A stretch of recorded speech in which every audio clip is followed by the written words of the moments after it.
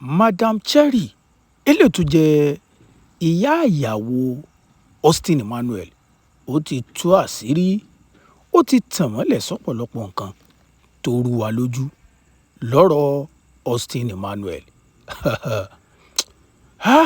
Ilé ayé, ilé ayé, ilé ayé, ẹ farabalẹ̀ kẹ́ wo fídíò yìí tán. Ẹ̀yin abiyamọ ayé, ọmọ wa ò ní jì sọ́fìn ayé, ẹ sàmì àdúrà, kẹ́ gbé tó àdúrà mi, kẹ́ wá subscribe yín sí YouTube channel wa. Kí ni Madam Cherry sọ lórí ètò Bíọ́lá Adébáyọ̀, èèyàn Talk to Be? Ó sọ̀rọ̀ ilẹ̀kùn. Gbogbo yín náà lẹ mọ̀ pé ìṣòro ńlá kan tó Austin Emmanuel ní látọ̀dọ̀ àwọn mákẹ́tà ní gẹ́gẹ́ bó ń gan ṣe sọ. Mo dẹ̀ sọ fún yín, mo ní pé tí ìbá sọ pẹ̀lọpẹ̀ social media ló jẹ́ ká mọ àṣírí ńlá tí ń tú pé ọ̀pọ̀lọpọ̀ àwọn òṣèré orí ìtàgé, àwọn producer àtàwọn director in tí àwọn mákẹ́tà fojú wọn rí ní àwọn ayé 1980s. Nǹkan ńlá ni o. Ọ̀pọ̀lọpọ̀ àwọn òṣèré tẹ́ ẹ̀ gbọ́ mọ́ lónìí, àwọn mákẹ́tà ló ba ayé wọn jẹ́. Ká tó lọ níbi tí Madam Cherry sọ, ẹ̀yin náà mọ̀ pé Jùmọ̀kẹ́ ní aya Austin Emmanuel nígbà kan. Madam Cherry ló bí Jùmọ̀kẹ́. Ká wá tó lọ bí tí Madam Cherry sọ, ẹ jẹ́ ń dá yín padà fẹ́yìn tẹ́ ẹ bá ti gbàgbé lórí interview tí Austin Emmanuel sọ. Nínú interview rẹ̀, ẹ má gbàgbé ẹ wo fídíò yìí tán ní tí Madam Cherry sọ, ẹ̀yin náà mọ̀ yìí pé ayé le. Austin Emmanuel sọ, ó ní Aishat Raji tóun mú wọnú industry tóun fẹ́ ní Toymas eléyìí tó jẹ́ mákẹ́tà òun lòun náà ń fẹ́ nígbà náà. Ibẹ̀ gan-an lógún gbà wọlé. Torí pé kété tí Austin Emmanuel mọ̀ pé Toymas ti ń fẹ́ Aishat Raji lòun sọ pé òun ò ṣe mọ́. Ibẹ̀ ni wọ́n ní dandan ó gbọ́dọ̀ máa fẹ́ Aishat Raji lọ kí wọ́n lè bá a máa rí lò láti direct eré. Ṣùgbọ́n bí Austin Emmanuel ṣe yarí pé dandan lá òun ò fẹ́ Aishat Raji mọ́ ìgbà tó ti mọ̀ pé wọ́n ti ń lo òun. Báyìí ni Toymas lórílẹ̀‐èdè àpò pọ̀ pẹ̀lú àwọn mákẹ́tà yòókù bíi Olasco, bíi Noreto àtàwọn bẹ́ẹ̀ bẹ́ẹ̀ lọ pé gbogbo ṣẹ́ pátápátá tí Austin Emmanuel bá ti wà ń bẹ̀, yálà ó ṣe actor ni, yálà ó direct ni, tàbí tí ẹ̀ jẹ́ producer gangan, wọn ò gbọ́dọ̀ gbaṣẹ́ náà mọ́. Eléyìí gan ló dá wàhálà lẹ̀ sínú ayé Austin Emmanuel ló fi di ẹni tó jẹ́ pé kí ni ó kúrò nílùú Nàìjíríà, ó gba ìlú South Africa lọ. Ibẹ̀ ọ̀jẹ̀ burúkú yà. Ẹ wo in tí Austin Emmanuel tóun sọ níbi interview rẹ̀ nù, in tó gbé kúrò lórílẹ̀‐èdè Nàìjíríà. Kí wàá ní ìyá ìyàwó rẹ̀ yun Madam Cherry tóun tún tànà mọ́lẹ̀ sí? Ẹ má gbàgbé ẹ subscribe yín sí YouTube channel wa.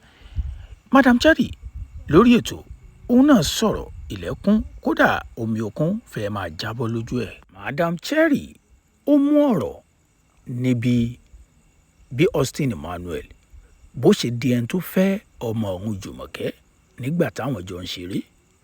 Ó ní Austin Emmanuel tẹ̀ ń wò yẹn, ó jẹ́ ọmọ kan tó jẹ́ wípé ó máa ń dojúkọ iṣẹ́ tó le tó sì jẹ́ pé kìí rẹ̀ rárá. Ìtọ́ba lòun ó ṣe iná ni. Ó ló jẹ́ kan nú àwọn ọmọ tóun fẹ́ràn jù nínú Nollywood. Ló fi jẹ́ pé ńgbà tó lòun fẹ́ fẹ́ ọmọ òun, ó lòun ọ̀kọ̀ọ̀kọ̀ gbà tóun sọ fọmọ òun pé kò gbọdọ̀ fẹ́ ìṣeré orí ìtàgé. Ó ní ṣùgbọ́n fẹ́ tóun ní sí Austin Emmanuel, òun wò pé iṣu ẹni náà ní tọwọ́ ẹni ìbòpò. Ìgbà tí Bíọ́lá Adébáyọ̀ wá bí pé Madam Cherry kí ló dé tẹ́ ẹ̀ fi produce eré mọ́? Ó ní Bíọ́lá Adébáyọ̀ ọ̀rọ̀ pọ̀ ní òwe kọ́bọ̀. Ó ní jẹ́ mú látàárín, torí tí n bá ní mú láti bẹ̀rẹ̀ àwọn ènìyàn lọ́ mọ tanstẹ̀ ni ẹ̀, tàbí tí n bá tún ní mú látòkè nǹkan míì làwọn èèyàn mọ̀ pé. Ó ní sórí èmi Jùmọ̀kẹ́ ọmọ mi àti Austin Emmanuel àti the family tó jẹ́ wípé eré tèmi bá ṣe Austin Emmanuel ni ó direct ẹ̀. Eré tí Jùmọ̀kẹ́ náà bá ṣe ọkọ rẹ̀ Austin Emmanuel náà ni ó direct ẹ̀. Bákan náà eré tí Austin Emmanuel bá ṣe Jùmọ̀kẹ́ ò gbọdọ̀ má wà ńbẹ̀. Ó ní gbòóyá táwọn produce àwọn eré bíi mẹ́rin kan, àwọn lọ kó fẹ́ni tó jẹ́ director àwọn èèyàn Narrator. Àwọn wá rí i pé ó tó àsìkò tó yẹ kí eré àwọn ó jáde, àwọn ò rí kó jáde. Ìgbà tó wá di wípé gbogbo owó ti tán kẹ́lẹ́, àrùn ò sì tán kùn, àwọn ti ná gbogbo owó tán, àwọn ò lè sanwó ilé gan. Òun gbéra, ó dọ̀rọ̀ Narrator.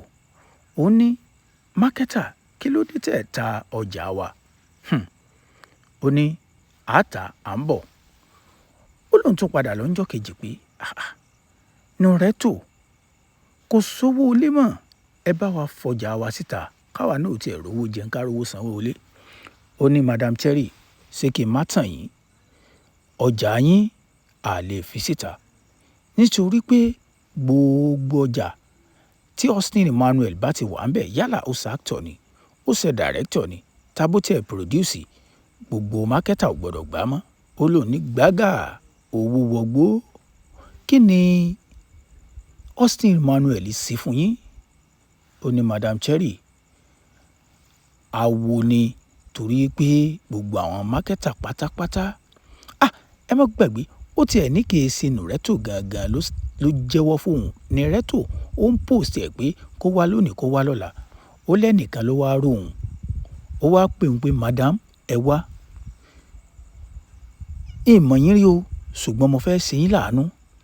Ṣé ẹ rí iṣẹ́ yín, wọn ò lè gbà lọ́wọ́ yín.